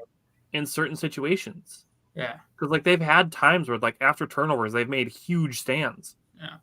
But it's just when they it's like need when we to get a score, stop, they take they a sigh of can't. relief, and then they stop playing it. Like I don't know I what don't it know is. what I don't know what it is either, man. But that's the consistency, I guess. That's what it comes down to. Yeah. And we can't blame it on. I mean, yeah, we're young because our secondary is hurt, but we have some veterans on that defense. That's what I'm saying Okay, about speaking of- Savage, bro. They should have put Speaking freaking on Preston Smith veterans. in the slot. We win that game. maybe shit. Just tackle his ass. Take 5-yard penalties down the field. One Well, thing fucking on better the than veteran 32. leadership on the defense, this needs to be brought up. Carrington Valentine makes a great tackle. Yep. Jonathan Owens is a smart dude for this. Yeah. Because Carrington Valentine, and this is So was he earlier flexing at in him though? game. Or oh, he was definitely flexing at him. Yeah, It looks like our coach is yelling at him right away too. and he keeps doing it, and then Jonathan Owens Oh. grabs him. Yeah, our coach is pumping him. That's some good veteran leadership by Jonathan Owens there. He deserves agree. credit for that. Okay. Let's talk about Jordan Love. Bryant, what are your thoughts? I would say it was probably his worst game on the year. But I saw still growth. I still saw growth in this game because what did he do? When the game was on the line, he did what he needed to do. We scored a touchdown. He had the ball taken out of his hands on the 2-point conversion. I don't know that he has the freedom yet to audible in or out of that. Who knows? Maybe he audibled into that. I doubt it. That doesn't seem like something Jordan would do. But really, I don't think the game plan was that great. The one interception, whether you want to say it was a win or not, that was an awful decision, an awful throw. Yeah. There should have been another interception if that ball doesn't get knocked down the line. I don't know if you guys seen that play. It was going right to the linebacker. In the Okay, red let's zone. talk about it because I do have that play. Yeah. 'Cause, Yes. That was again, going this right was another to- thing where it's like rewatching it, we noticed something else with it too. Yeah. Yeah. I'm not sure where he's throwing that. I think there was a slant in between those, but this linebacker's picking that off. Yeah, he is. That's throwing 100%. right And to maybe a pick six, to be honest, unless Tucker Kraft catches him. But not a great throw there. And then the fumble was unfortunate. We have that one too. So let's talk about this one first, then we'll come back to the fumble play. Yeah, so this So- just wasn't a good decision on his end. It turned out to be good, but I don't know where I feel like he was just trying to play in rhythm there. That I don't think the player was ever going to be open. He just lost sight of the linebacker. Or no, they dropped back into coverage, didn't he, from the line? He didn't pick up the. I can't remember exactly what happened, but Yep, he's right there, right in the middle of the field, right there. it was never going to be open. My thing is, as soon as I saw this play, is it looks like Jaden Reed's going to be open. Yeah, Right here. there. Yep. It's 3rd and 4. Like, just right to Jaden Reed. Yeah, and I know where he wants to go because he's hit. I think that's Dontavian Wicks, and he's hit Wicks on that same play or a very similar play for first down several times, especially in the red zone. We've seen it against the Chiefs, and then we've seen the same play that Wicks dropped that ball in a different game is almost the exact similar route at least. So I think he's just fallen in love with that. Should have been interception. You're right. Like, look at Jaden Reed. If he hits Jaden Reed right here, Just wait. that might be a touchdown. It is Yeah, a just touchdown. wait, dude. Because if he hits Jaden Reed right here between the two linebackers, Jaden Reed's got his arm up. Romeo Doubs makes that block. He waltzes into the end zone. Yeah. So He might be able to make a miss by himself. And I'm sure Jordan watched this exact play on film 50 times. Jake, didn't we say that to each other? So We like, watched it. so that's all. So I'm looking for growth. Don't get me wrong. I'm not saying that I'm not forgiving or not forget. Forgiving isn't the right word, but I'm not like giving him a pass on any blame. He didn't play well, but the fact of the matter is when it really, really mattered, he did play well enough to put us in a position to win that game with a minute left. So the way that I looked at it, and I said this to Jake yesterday, and when it comes to this play specifically, I said to Jake, I'm like, if we notice this, they're noticing it. Yep. Yeah. Now, He's missing. Yeah, like you said, he's missing Christian Watson on offense. He's missing Aaron Jones on offense. Jaden Reed has turned into a really great playmaker. Dontavian Wicks, I think, is having one of the better seasons we've seen from a fifth-round wide receiver in a long time. I would have to look up the numbers. I could maybe do an analysis like I did on the Amari Rodgers ones a couple of years ago on why he probably isn't going to succeed versus why he probably will when you see people put up these type of numbers in their rookie year. And maybe that's something I'll do this offseason. But if he's over 400 yards, he's already in the top 20 of fifth-round picks ever. Yeah. And he's not going to be talked about because Puka Nacua was a fifth-round pick this year. Yeah. So, damn. He's still a top 20 fifth-round pick of all time. Yeah. I thought Puka was a fourth-rounder. So we're missing two out of the three of our best playmakers for sure. And I would still say that Aaron Jones and Christian Watson is a little bit above Jaden Reed at this point. So especially the way that Aaron Jones, yes, and then Christian Watson, the way he played the last 2 weeks. And Jordan's been doing this without a running game a lot. So he didn't play great. He could have easily had 2 picks. But there's plays out there. He unfortunately just didn't read it properly. I will say the one thing with him, it seems like if he doesn't get started fast, it really takes a lot for him to get going. So, that's unfortunate. Hopefully he snaps out of that. And I will say, for as far as we kind of talked about coaching, I really still feel like Jordan Love's sweet spot is from that 8 to 12 yards off of play action. Really, that they need to attack that. He's really comfortable in that area. You take your shots downfield, you run reverses, but they need to live in that range with him. Yeah, and when it comes to the reverses, just fake them once in a while. Man. Now, this is the fumble, and I'm not mad because it's his first lost fumble of the season. And overall, on the season, I've been pretty pleased with Jordan Love's decision making, especially when it comes to read pass options. But I said it to Jake as this play was happening. I'm like, just follow your block, buddy. That's literally what I said. I'm like, buddy, just follow your block. Yeah, if he goes outside. Follow your block to the outside. Just run straight to the pylon. Just follow your block, dude. That's just it. He probably thought he would have got the first down if he didn't fumble, right? But he didn't need to cut that back. Well, shit, Thibodeau's fast there too. He's already even with him, so he probably seen that and tried to cut back in between them. But he got held up here. It's not like if he doesn't get held up, he doesn't fumble. You know what I mean? So if he goes straight to the ground, if that hold up right there doesn't happen, if he doesn't, break the tackle a little bit, he doesn't fumble. But my whole problem, before I let you go, Tyler, I'm sorry. My whole problem with, because I heard people saying Thibodeau's fast, probably chase him down. He cut into him and got hit anyways.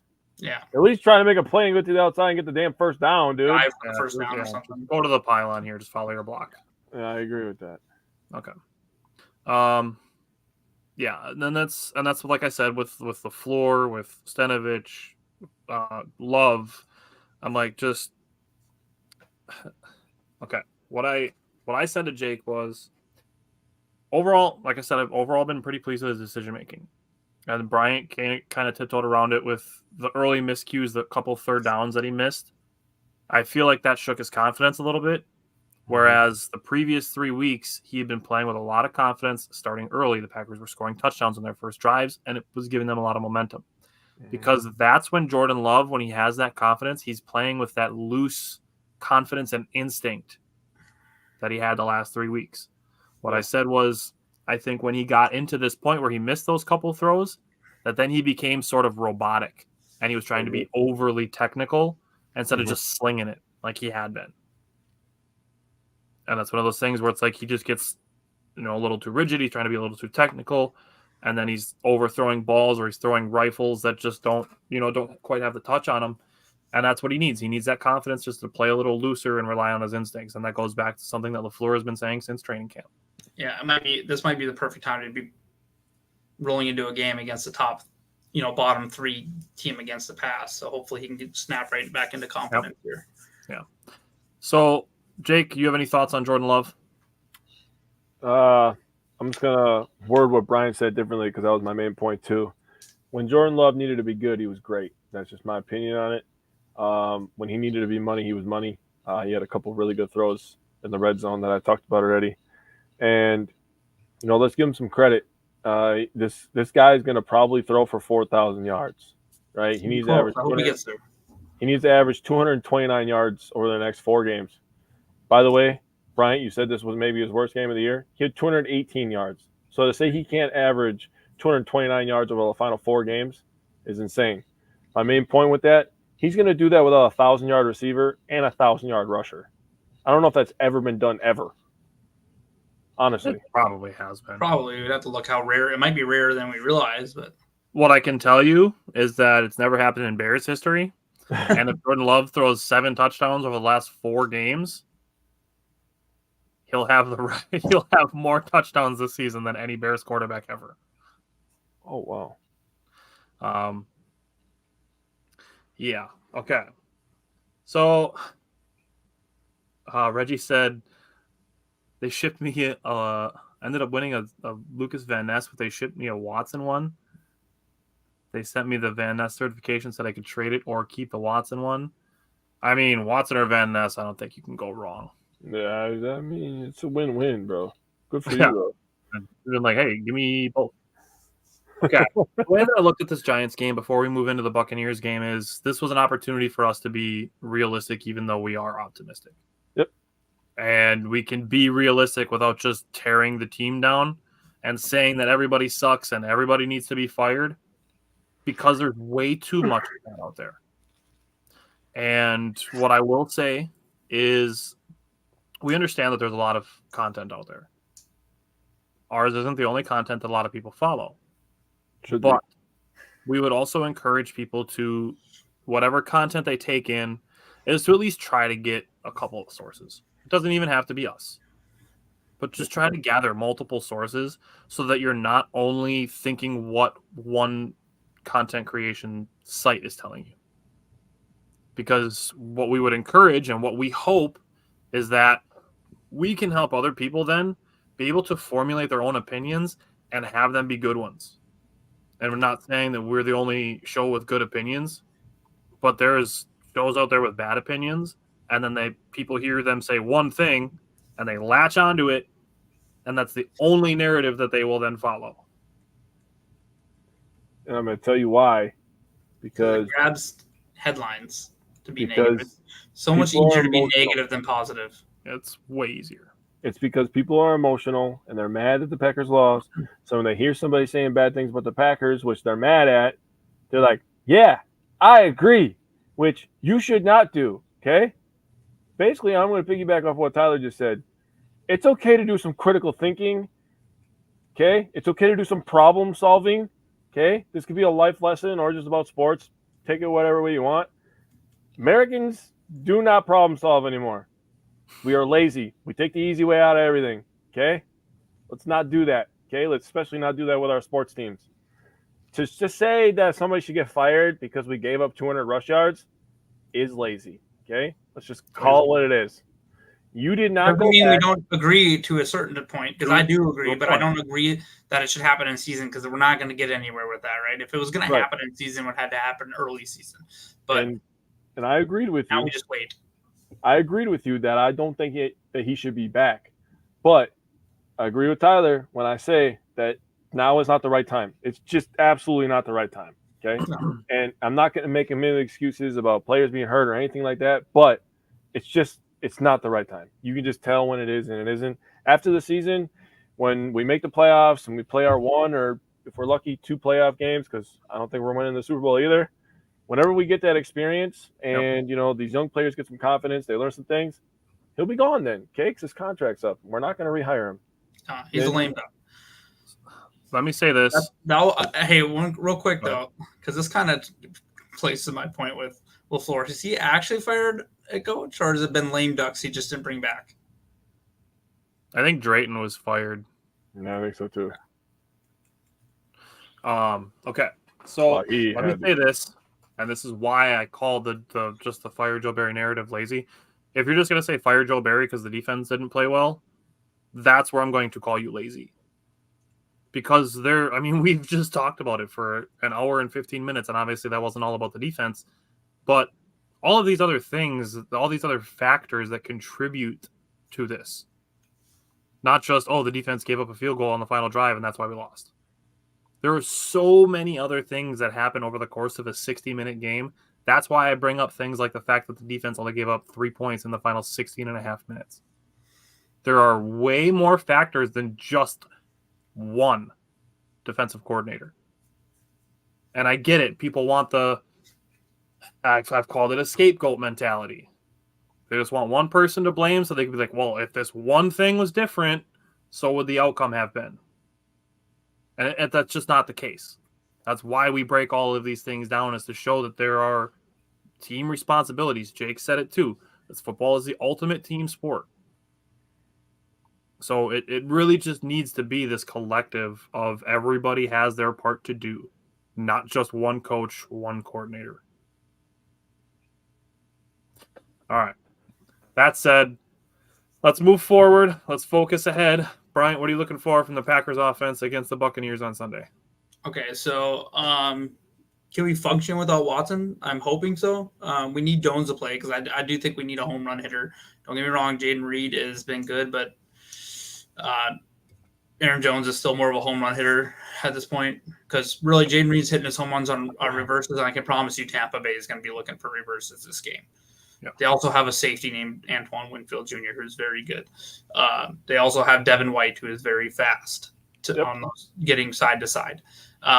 So wide receivers are beat up, but Wicks seems to be making kind of a miracle recovery quickly. Was he even listed as I think he was questionable. He's out of the concussion protocol, so he's. Well, Reed is out of concussion. I'm talking about Jaden. Reed's thing was an ankle. No, Reed was concussion. Wicks was ankle. Reed was an ankle. Reed was an ankle, dude. I know Wicks. No, Wicks came out after the game and said because Reed was asked the question, "How's your ankle feeling?" And he said, "Ready for Sunday." Yeah. But Wicks too it hurt his ankle. I don't know. I'll look it up. I'm pretty sure Wicks was in the concussion protocol and out. You're thinking of a couple games ago. But anyways, moving on. So hopefully his ankle's good to go. Tampa Bay is weak against the pass, third worst at like 264 yards per game. And now they'll be without one of the better cornerbacks in the game. So we need to be throwing the ball down the field, not laterally in the line of scrimmage. And by down the field, I'm talking about that sweet spot. Yeah, you should take a shot or two, but 8 to 12 yards, really. They have one of the better defenses in the league against running the ball. However, Golston is out and Vita Vea is doubtful. Vita Vea is a huge loss, like an absolutely huge loss if he does not play for them. So Wicks was also an ankle. Wicks was also. Yeah, they're both listed as ankle. Yeah. So it's possible Green Bay can find some success on the ground. So if they do get rolling on the ground, that'll be great. But even if they struggle, they need to stick with it and do that play action plays and stuff in that 8 to 12 yard range. And then, pick your spots where you're going to take a shot downfield to either, at this point, it'll probably be either downfield to Wicks or Dobbs, right? Probably Dobbs. Jaden Reed too. Jaden Reed can make plays downfield, but and then, they are top 10 in the league in sacking the quarterback, but our offensive line has played pretty well. So they just need to keep doing that. But with Vita Vea being out, probably, and Golston already ruled out, and a cornerback already out, this is another team that they have lost some big players. They have a safety listed as doubtful on defense. So, and I do think their offense is good enough to push us. So we'll see. All right. So, Jake, what are you looking for from the Packers offense against the Buccaneers? Yeah, I was pretty bummed to see that Watson's probably going to be a no-go. Really hoping that Aaron Jones can be back. He's already missed 6 games this year, so that really, really, really sucks. Would love for Aaron Jones to be back. I literally have zero idea how A.J. Dillon is going to carry a football with a broken thumb. They said they've been experimenting with a pad on his hand. The only thing I thought of is maybe I don't even know if this sounds fun. Well, Kenyon they tape his hand together like this and they say carry it like this every play. I don't know. Don't even mess with it at this point. You have a veteran in Kenyon Drake. Yeah. And then you have Patrick Taylor, who's a veteran. Don't even play with it at this point. Would be my thought process. Yeah, there's I don't know. It's the run game has to work. It has to. They're one of the worst. Run defense. Actually, they're pretty good in the run defense. They're 10th. They only give up 98.8. But we have to be able to throw the ball, right? And what Bryant was saying, and I think Malik Heath and Dontavian Wicks can be big time players if Wicks plays. Reed is going to have to be a big time player, and if, sounds like Watson's not going to be out, it looks probably Tucker Kraft and Romeo Doubs getting the lion's share of the targets, right? So we're going to have to figure it out, but that's what LaFleur is paid for, right? He's supposed to be this offensive guru, figure it out. I would love to see some more get Jordan Love moving out of the pocket. I think he's really, really good at that. Give him the option to, tuck in and run, dump it down to the tight ends as well. So that's what I'm looking for. Just really kind of sad about Watson because he was looking like he was going to explode again. Yeah, and hopefully this is the last game that he misses. It would be nice to have him down the stretch and in a potential playoff game. I agree. So you brought up they give up about 99 rushing yards. They give up 264 passing yards. Bryant brought up that they're a bottom 3 defense against the pass, number 30. They are number 30. But they are number 13 in scoring defense. They're 2 spots behind the Packers. So they are a similar bend but don't break type defense. Yep. That said, it's really going to come down to getting Jordan Love going, get him playing loose, playing confident, like against Detroit and Kansas City. That version of Jordan Love is a Pro Bowler. That's how good that version of Jordan Love is. And now that we've seen that, we know he's capable of it. People are going to come to expect it. And I get that it's not going to be every single week, especially in his first year as a starter. But now that we've seen that he's capable of it, I'm going to be looking for it every single week. And again, I don't expect it every single week. If he played like he did against Detroit and Kansas City every single week, he'd be the fucking MVP. All right. But can he access it for the next 4 games to get them into the playoffs? That's the section of it that I'm looking for. I'm not looking for Jordan Love to be this great player over 17 games consistently the whole time in his first year as a starter. But can he turn it on for these next 4 games? That's what I want to know. Bryant, what are you looking for from the Packers defense against the Buccaneers offense? A little emotional while I was writing this. I'll read what I actually wrote for like 3 sentences, but I put, I can't do the scrap where we watch a mediocre quarterback just throw what they want against us because we play soft and let them complete anything they want underneath. I'm convinced at this point that Barry doesn't know how to game plan the specific opponent and runs the exact same game plan weekly. But with that being said, Baker is actually having a decent year at 20 touchdowns and 8 interceptions. So if you give him the chance to make the easy plays, he's probably going to make them, and he'll have a chance to beat you. Goodwin are, Chris Godwin and Evans, they're really good wide receivers. A couple years ago, we were talking about that being the best duo in the NFL, right? When Tom Brady was throwing the ball. So we need to find a way to disrupt the passing game. But really, honestly, the player that worries me the most is Rachaad White. He's not killing it on the ground. He's like 3.8 yards per carry, but he has 1,164 all-purpose yards. With us just allowing our, 4th 200-yard rushing game of the year, and him being able to catch the ball in the backfield. God, I hope Quay Walker's back this game because we're going to need him. Tampa Bay is pretty good at protecting quarterback as well. So if we're going to get after him, we probably need to be able to, dial up a few blitzes. We bring something that they haven't seen yet that, run some stunts. Something. Don't get me wrong. Gary is an athletic freak, but we're seeing that's kind of hurting him to a certain degree. He was over how many times I feel like I've seen Tyler or heard Tyler say 3 or 4 times this year that Gary is just pushing up the field too much. He's pushing up the field too much. He's trying to use his speed too much to a certain degree. So these linebackers and safeties need to get involved in this pass rushing game. Yeah, just mix it up a little bit. And my thing, you brought this up, is, the dinking and dunking and playing soft. Regardless of where you are, you still have to keep the plays in front of you. Yeah. You can't let guys get behind you because, Baker Mayfield, he is who he is, but he can still put the ball downfield. The Buccaneers have scored some long touchdowns this year, like 70-plus yard touchdowns this year with Mike Evans. They've scored long touchdowns. You cannot have plays get behind you. Baker's always thrown a pretty nice deep ball. So yeah. So the Bucs have the 22nd scoring offense. That is not indicative of their weapons. You brought up Evans, Godwin, and Rachaad White. You can throw in Cade Otton, who's scored a couple touchdowns the last few weeks. They have some solid weapons and a serviceable quarterback and a decent offensive line. They have the capability to be a good offense. They also have the capability to be a bad offense, but to look at it as how they are, their offense scoring wise is not indicative of the weapons they have. So that the plays have to stay in front of you. Otherwise, we're going to get into a situation where they score long touchdowns because they've done it to other teams. So, Jake, what are you looking for from the Packers defense? I'm looking for us to just get pressure on Baker. I wrote down some numbers. When he's under pressure, he has a 46.9 completion percentage. That's like honestly fucking terrible. 20% below where you should be. And he really doesn't stretch the field. Yes, he throws a pretty deep ball, but looking at his numbers this season, this combines outside the numbers on the left, middle of the field, and outside the numbers on the right. He is 13 for 59 for 463 yards. Obviously, that sounds like a lot of yards. I could tell you Jordan Love's numbers in comparison if you'd like to think that's a lot of yards.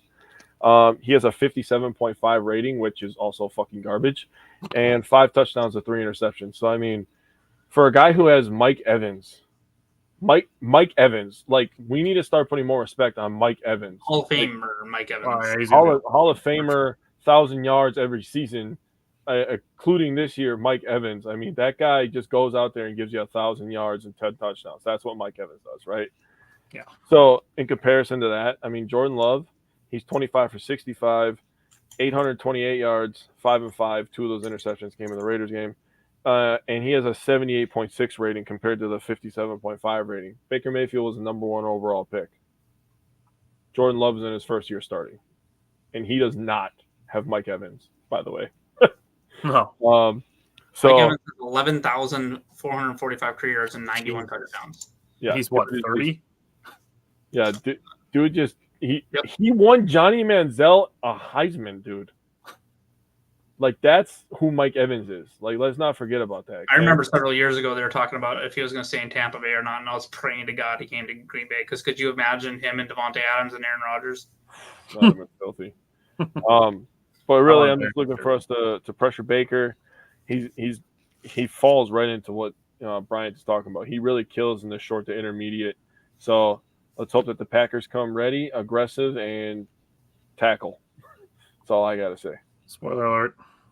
Bryant, what is the matchup you're watching? I put Jaden Reed, Romeo Dobbs, and Wicks / Heath, depending on who really plays, versus the injured Bucs secondary.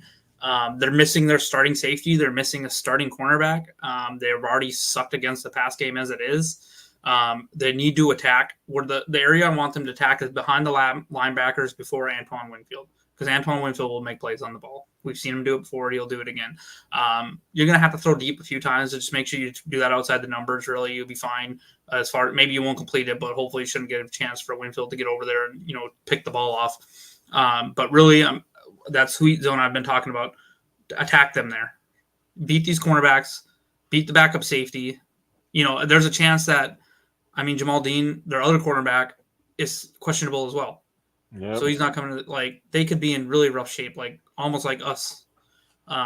So we need to make plays on them. Now, that matchup could change if, Vita Vea, if that's a huge loss. Vita Vea is a monster. He is a game wrecker. So we're kind of fortunate that he's doubtful.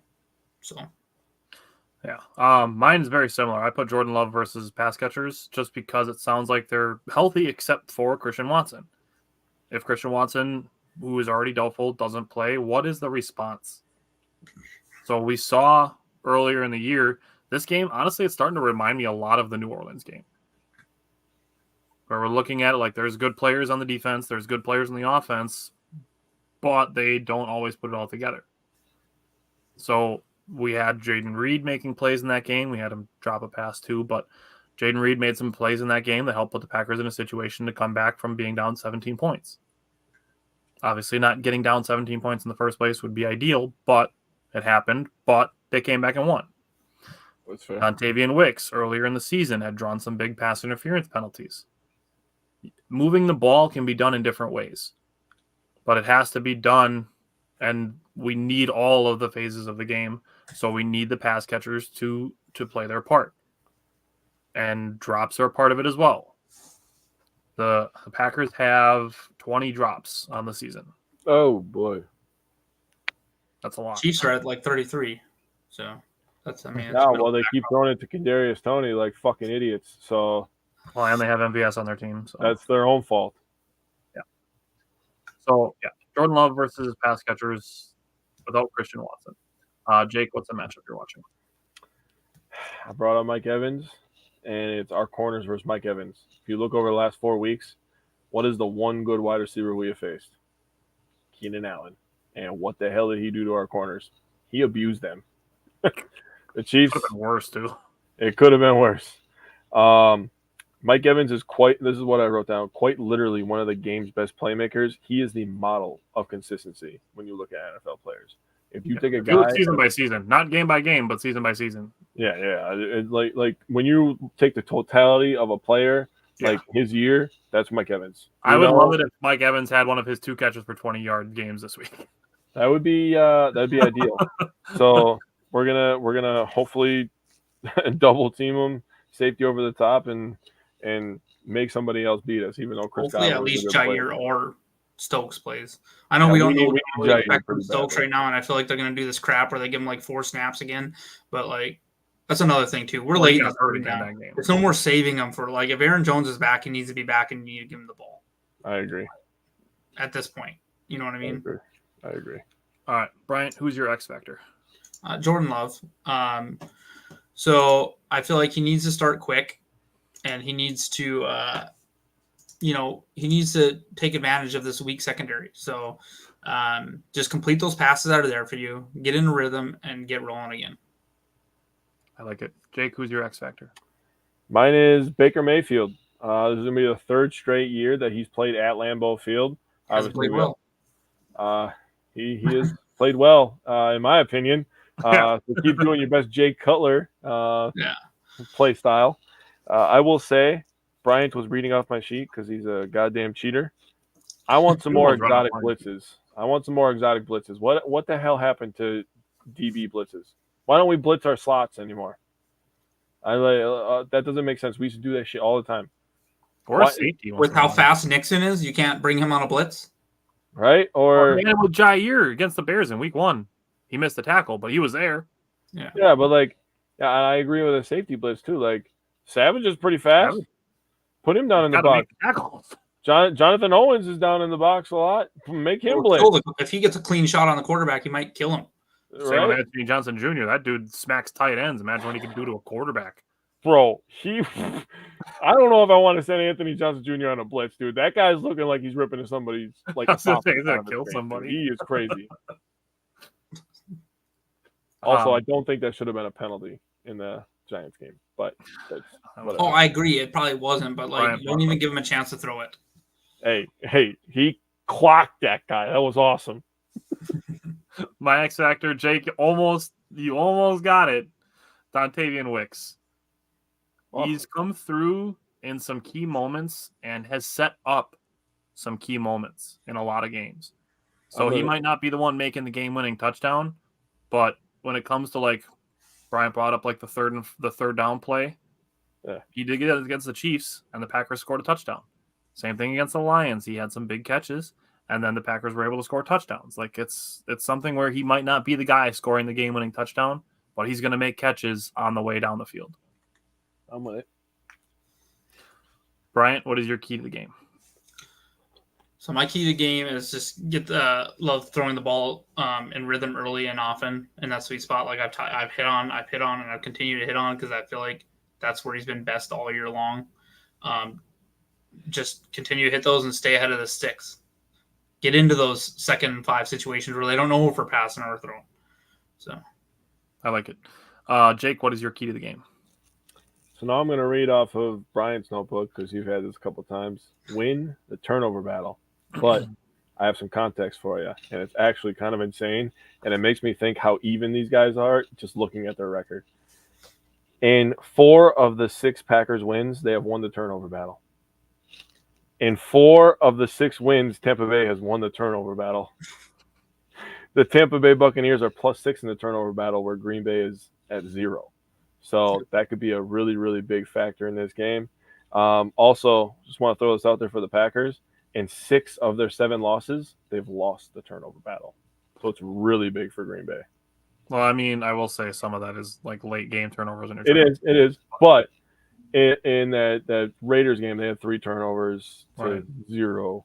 So Steelers had 2, which one of them was at the end, but yeah, Denver, another one. Yeah. But penalty set that one up, which we agreed on. Yeah. All right, my key to the game, I have written in all caps, is tackling. I brought up again the yards after contact. The fact that 129 of the Giants' 209 rushing yards was after contact is ridiculous. It's not great. That's telling me the players are in the right positions and they are not making the plays. You can't have a team averaging damn near 5 yards a carry after contact. That just can't happen. That's how a team averages 7 yards a carry. Yeah. It's just as soon as you put contact on somebody, it needs to be them on the grass. So that's my key to the game. Jake, what's the weather like? Barry, are you there? It's going to be 37 to 40 degrees. This game's at noon, by the way, so it should probably be pretty nice, honestly. Really, the weather. I was looking at that. Weather shouldn't be a factor, really. No, 40 degrees in mid-December in Green Bay, Wisconsin is like real nice. They'll probably feel nice to Tampa Bay, to be honest. Fucking A. So 40 degrees, winds at 8 miles per hour. I mean, it's going to be pretty mild. Hopefully Jordan Love is slinging it. Hopefully he's bringing the heat, right? Yeah. Wow. That was a stretch. All right. Brian, go first. What's your offensive choices? Well, to piggyback off Jake, Jordan Love comes back with a vengeance, throws for 300 yards and 4 touchdowns. You fucker. My offensive one is that Jordan Love has his second 300-yard game. Ooh, I'm here for both. I am, honestly. Yeah, I'm with it. Jake, what's your on offense? Packers get their second 30-point game of the year.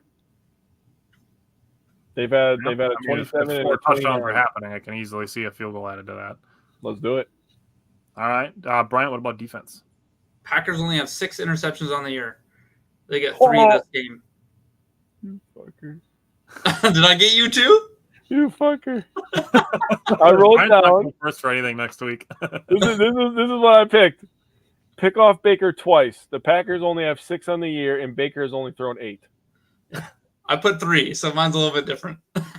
When we were close, you even used my stat. I was like, "Oh, I'm gonna sound so smart, bro." I'll say 2. I don't think 3 times, unless it's a situation where like they have 2 and then like they're trying. How many did he throw when he was with the Browns, and then how many did he throw when he was with the Rams? Okay. Yeah, it was 4 with the Browns. I remember that. That was wild, dude. Yeah, it was the season of giving. It was Christmas Day, dude. All right. Mine is the Buccaneers under 15 points. I looked at one of those too. Our defense has averaged up giving up 19.5 points at home, but it's been either a high level or amount, and then it's been. Well, it's the Detroit game that holds it up. Yeah, and then the Rams game helps bring it back down. Right. So. That's close. My score prediction is actually really close to that, so I'll say yes. No, yeah. One of mine reflects that. My heart is close to that. Yeah. All right, Bryant, what's your score prediction from the head? Packers 24, Bucks 20. Okay. Jake, what is your score prediction from the head? Or do you want me to give mine so you can write them down? You can give yours, brother. Go ahead. 20-17, Packers. Ooh, close. Bryant, you're really, really close. I have 24-19. Nice. All right. Bryant, what about from the heart? Packers 28, Bucks 17. Ooh, you said 28, and I was like, uh-oh. I have 28-13. 28-13. Okay. Well, I have 27-16. Oh, all right. Well, here's that situation where we're all going to be super close to each other again. Yeah.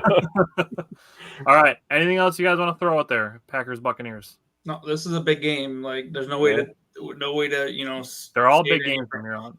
Yeah, but for this one, with you're messing with the team right now. If they beat us, they dump us in, in a tiebreaker and everything else. So this is a team that has a chance to win their division still and get a home playoff game. So this one looms large, and then we, I'm not saying we should look past the Panthers, but I don't think the Panthers are they're really not that motivated to lose either because they're stupid and traded that pick for Bryce Young. But I don't see us losing the Panthers. You never know any given Sunday, I guess, but that would be a pretty shocking loss. And then, so because that's next week is the Panthers, right? Yep. And then we Vikings ramp up for 2 division games. So Yep. Yeah. I will say this. I'll say if the Packers win the next 2 games, create some crazy momentum. The Vikings have some weird stuff going on with their quarterback room now where Dobbs is now the 3rd stringer when everybody was talking about him being most God. improved and calling him a god and stuff. Comeback So I play mean, of the year. the thing about sports is like it's like you said, any given Sunday, right? The Las Vegas Raiders scored 0 points against the Vikings, and then they go on to score 63, and they score 42 in the first half. So I That mean, was wild. you don't know what's gonna happen, right? I just want us to have a game that like Jack that. Jones had was insane. Never in my life did I think Aiden O'Connell would be leading an offense that scored 60 fucking points, dude. Well, the offense didn't. They only scored 56. Or no, Okay. 49. They only scored 49. 49. I just want to give a shout out. Giannis scored more than the Raiders. Just want to point that out there. But you just never know. But if the Packers win the next 2 games and create some crazy momentum going into that Vikings game, which is the last game of 2023, by the way, so let's have some fun with that. Because it's a Sunday night game on New Year's Eve, so that'll be fun. You never know, man. And these Bears fans are talking silly again. DJ Moore, we're gonna have something for them when we see them. Why are they worried about their next 3 games? Like, why are they talking about us right now? Because we live rent free. Did you see what happened? Did you see what happened in that Bears Lions tunnel? After the Bears just smashed the Lions, right? All the fans, Bears and Lions fans, are walking together. All of them are chanting together, Green Bay sucks. They just played against each other. Like, you're supposed to hate each other. Of losers. And they're saying Green Bay sucks. Wow. The obsession runs deep, apparently. Like, what is happening right now? That's why I just call it jealousy, and I just move on with my life. I said it I think I said it last year. Someday you'll be able to cheer for your team being good instead of having to cheer for our being bad. Yeah, but it ain't going to happen for a long time because we got another quarterback, and they can't get one. So, yeah, like I said, 7 touchdowns, and he breaks their franchise record for touchdowns in a season. Love it. All right. All righty. We will be back next Friday night. Another show talking about the Packers Buccaneers, recapping that game and previewing the Panthers. Thanks, everybody, for tuning in, commenting along, and we will see you guys next week.